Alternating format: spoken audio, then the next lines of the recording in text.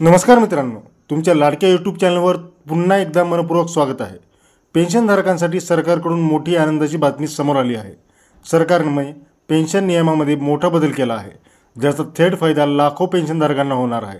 हे बदल कोणते आहेत, याचा तुम्हाला कसा फायदा होईल हे जाणून घेण्यासाठी व्हिडिओला शेवटपर्यंत नक्की पहा।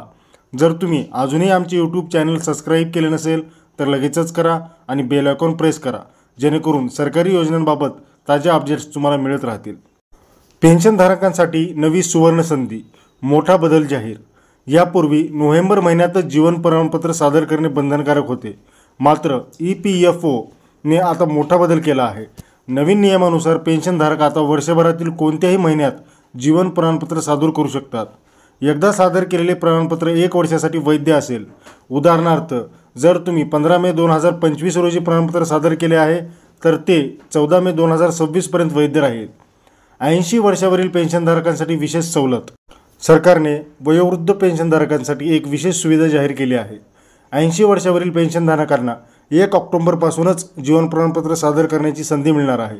यामुळे मोठ्या वयोगटातील नागरिकांना प्रवासाचा त्रास टाळता येईल। जीवन प्रमाणपत्र सादर करण्यासाठी सोयीस्कर ठिकाणे। EPFO ने पेन्शनधारकांसाठी विविध पर्याय उपलब्ध करून दिले आहेत।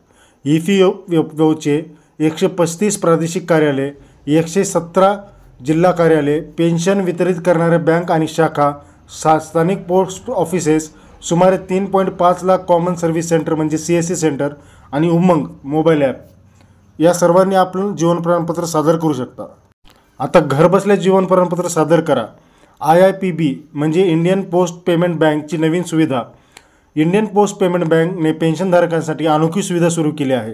आता तुम्ही घरबसल्या डिजिटल जीवन प्रमाणपत्र सादर करू शकता। अर्ज कसे कराल मित्रांनो? ऑनलाईन नोंदणी करा, सोयीस्कर वेळ आणि दिनांक निवडा, नाममात्र शुल्क भरा, पोस्टमन तुमच्या घरी येऊन प्रक्रिया पूर्ण करेल। ही माहिती सर्व पेन्शनधारकांपर्यंत पोहोचवा। व्हिडिओला लाईक आणि शेअर करा। अजूनही चॅनलला सबस्क्राइब केलं नाही तर आत्ताच करा। अशाच महत्त्वाच्या अपडेट्स जोडलेले राहा। तुमच्या सेवेसाठी सदैव तत्पर।